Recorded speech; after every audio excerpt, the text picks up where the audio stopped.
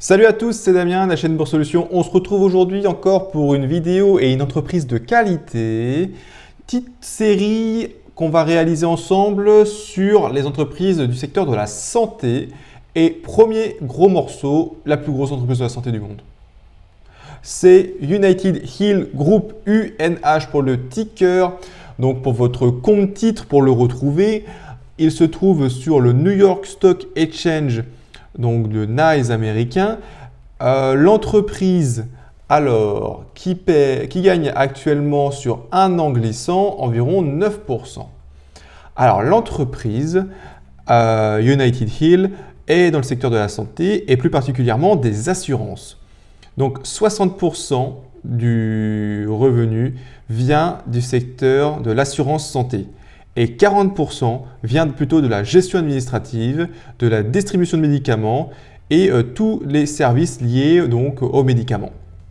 C'est plutôt une grosse boîte, 400 000 personnes travaillent dedans et surtout c'est une entreprise qui est très concentrée aux États-Unis. 97% du coup de l'entreprise se trouve aux États-Unis et environ 3% autre que les États-Unis. Donc du coup, on peut dire que c'est quasiment que une société américaine qui fait sa thune en Amérique.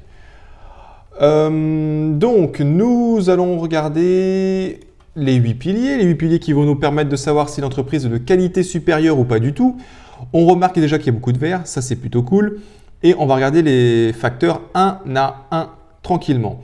Alors déjà, premier point, on voit que c'est une entreprise qui a une capitalisation monstrueuse. On est sur une méga cap, environ 500 milliards de dollars de market cap, avec un chiffre d'affaires de 360 milliards de dollars et avec un bénéfice net de 21,7 milliards de dollars. À voir parce que quelque chose d'intéressant, on remarque que la moyenne sur les 5 années glissantes a été plutôt de 17,3 milliards. Donc du coup, c'est plutôt une bonne chose. On voit que l'entreprise augmente son bénéfice net petit à petit sur les 5 dernières années. Ensuite, on voit que le ratio cours au bénéfice qui est de 23,08, la moyenne est plutôt de 29,90. Ça peut nous aider à voir si l'entreprise est plutôt sous-évaluée ou pas. On voit que la moyenne de 5 dernières années est de 29. Et bien, du coup, vu que sur une année glissante, elle est plutôt de 23, on voit que l'entreprise est moins chère que la moyenne des 5 dernières années. Et ça, c'est plutôt cool. Ensuite, nous avons le free cash flow qui est le super important, qui est de 26,44 milliards de dollars. On voit qu'il y a une moyenne plutôt de 22,7 milliards de dollars.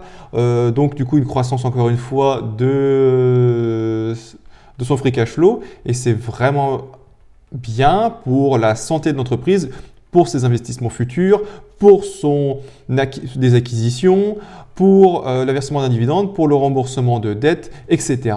etc. C'est super important.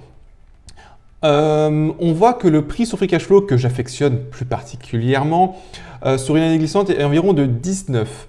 On voit que la moyenne sur les 5 dernières années est plutôt de 22. C'est cool aussi parce que ça va nous permettre de voir peut-être que l'entreprise est sous-évaluée ou pas. Parce que plus personnellement, moi quand je fais mes calculs d'estimation pour savoir si j'achète une entreprise ou pas, je vais plutôt regarder les ratios prix sur free cash flow.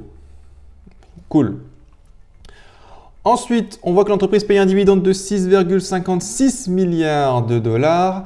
On voit que le free cash flow donc, du coup, est de 26, donc un ratio de distribution mais qui est tranquille. Donc du coup, pour les gens qui veulent faire une croissance du dividende, eh bien, il n'y a aucun problème, vous pouvez aller les yeux fermés. L'entreprise peut croître encore son dividende et ça va aller tranquillement. Actuellement, le yield est de 1,31, donc du coup, pour l'instant, ça va, tout est soutenable et il y a moyen qu'elle puisse verser un gros dividende qui peut aller quasiment jusqu'à 5%. Donc ça, c'est cool. Qu'est-ce que nous avons d'autre? Donc du coup, on va commencer à regarder les choses intéressantes. La moyenne du retour sur capital investi est supérieur à 9. En effet, il est de 13,89%. Donc, c'est vraiment cool. Et on voit que l'entreprise sur une année glissante, elle est plutôt autour de 14,79%. Bon, c'est bien, parce qu'une entreprise de qualité, c'est surtout supérieur à 9% de retour sur capital investi. L'entreprise met 1 balle. Combien de balles qu'elle va faire avec combien de balles elle va faire avec ce que vous avez investi? Eh ben, elle va faire 1 balle plus, du coup, 13 ou 14 cents. Donc, c'est bien.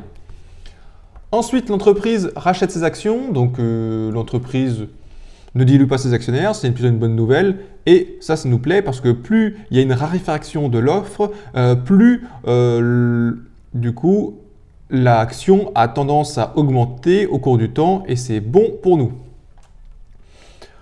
On l'a vu tout à l'heure, donc du coup la croissance du free cash flow depuis 5 ans, c'est nickel. La croissance, pareil, du résultat net, pareil, carré, moi j'aime beaucoup.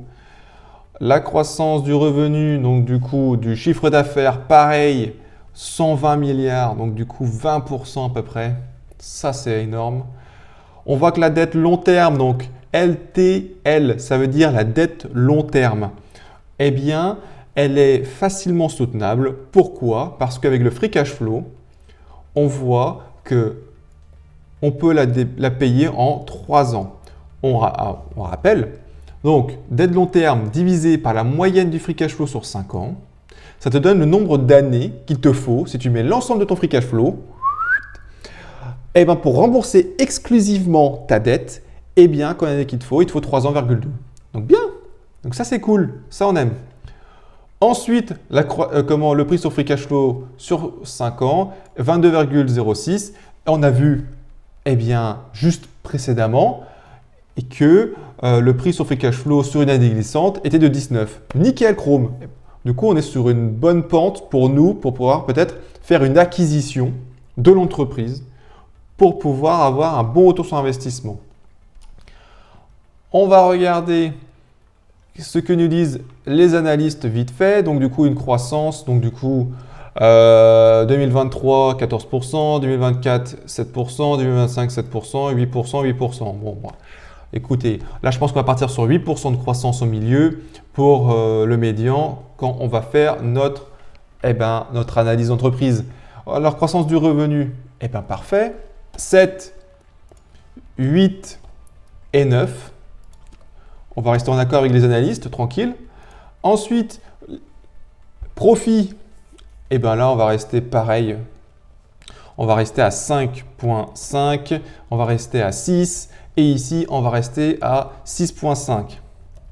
En accord plutôt avec ce qui s'est passé avec les dernières années. Ensuite, la marge sur free cash flow, là, on voit qu'elle est un peu plus supérieure quand même. Moi, je vais partir plutôt sur un 6,5, sur un 7 et sur un 7,5. Donc voilà, 7,5. Ensuite, le PER. Le PER, on voit que l'entreprise a souvent 13% de retour sur capitaux investis. La moyenne sur un an, donc du coup 23. On a vu que c'était plutôt 28 sur les 5 dernières années. Moi, je dois lui donner plutôt un 15, un 17 et un 19. Et je vais donner la même chose pour les prix sur free cash flow. Donc, encore une fois, ici, ce qu'on va faire, c'est qu'on va mettre des choses pour le retour annuel. On veut battre le SP500 à minima. Donc, du coup, sur mon pessimiste ici, donc low, sur les pessimistes, je veux battre le SP500. Le SP500, c'est 9,7%. Donc, du coup, je mets 10. Point. Ensuite, médian, bon, on prend une petite marge de sécurité en plus, tranquille. Et bien, on met 12. Et pour l'aspect optimiste, et bien là, on va un peu plus tranquille, on veut 14. On regarde et on va analyser ce que nous dit l'entreprise. Eh bien, si vous croyez aux assumptions que moi, j'ai personnellement mis avec le prix sur free cash flow, ces assumptions optimistes, il faudrait l'acheter maintenant. Moi, personnellement, ce que je vais faire, c'est que je vais me mettre une petite alerte à 520 balles. Pourquoi à 520 balles? Parce qu'en fait, moi je crois plutôt à ce qui se passe au mid là, d'un point de vue médian. Donc 8% de croissance, free cash flow, les marges de free cash flow, donc 7%, ça me va très bien, le PER de 17 et le prix sur free cash flow de 17, avec un retour sur investissement de 12, ça me va parfaitement. Je vais mettre une alerte à 521. Cette alerte à 521, eh bien, quand ça touchera, moi je vais commencer peut-être à regarder encore l'entreprise, si elle est encore de qualité supérieure, ou faire une autre analyse. Et ça me permettra de voir si j'achète l'entreprise. Et voilà. Eh bien, merci beaucoup à tous. N'hésitez pas d'envoyer un petit like, un petit abonnement, c'est super sympa. N'hésitez pas à envoyer en commentaire des entreprises qu'on pourrait checker ensemble. Voilà, et donc du coup, je vous souhaite une bonne journée. À plus!